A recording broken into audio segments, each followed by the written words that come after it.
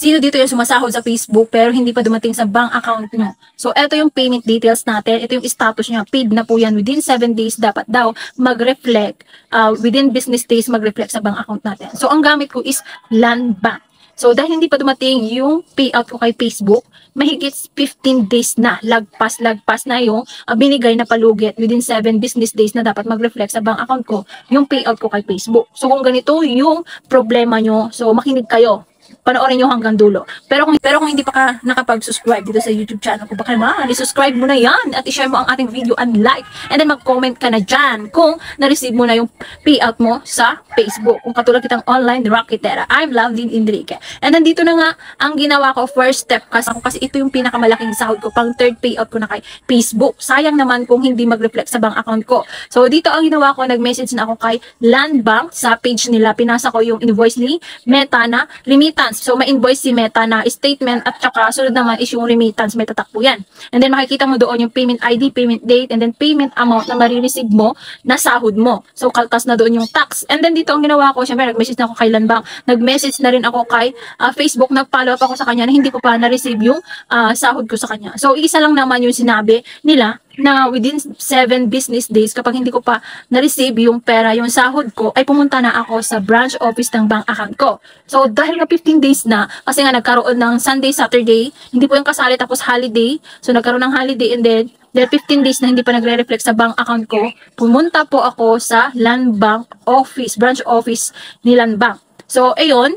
So, pumunta lang ako sa verification counter. Sa verification counter, ipakita mo lang yung email ni Facebook na invoice na remittance. So, ipakita mo lang yon. So, syempre, titignan yun yung payment ID. So, itatype nila, i-verify nila kung mayroong pera nga na-receive pero hindi nag-reflect sa bank account ko. So, kailangan, alam mo yung account name mo sa Land Bank, account number mo, and then dapat may valid ID kang dala-dala kasi kakailanganin nila yon. So, dahil nga, naibigay ko na yung information na payment ID number, payment date, and then payment amount na ma-receive ko sana sa aking bank account, sabi ni teller na itatawag sa main office ni Land Bank. So, dahil natawagan na ni Taylor si Land Bank, sabi niya na approve, mayroon daw pera, kaya hindi pa nagre-reflect yung bank account ko, sa bank account ko yung sahod ko sa Facebook. Kasi nga, ito yung problema. Baka kasi hindi pumapasok yung sahod nyo, kasi ito, yung problema.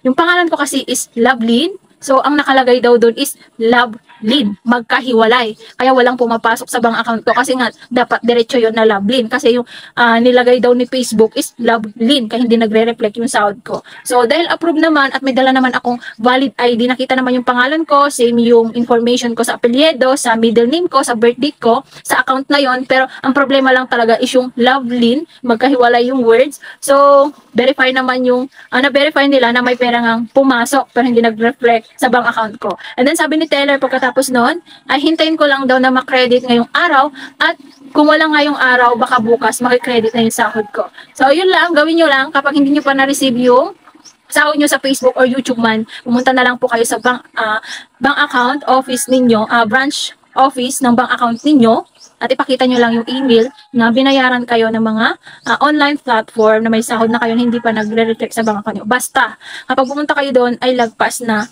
ng 7 business days at para ma-verify yung account ninyo. So, ganun lang. Kung may natutunan ka, baka naman, paki-subscribe.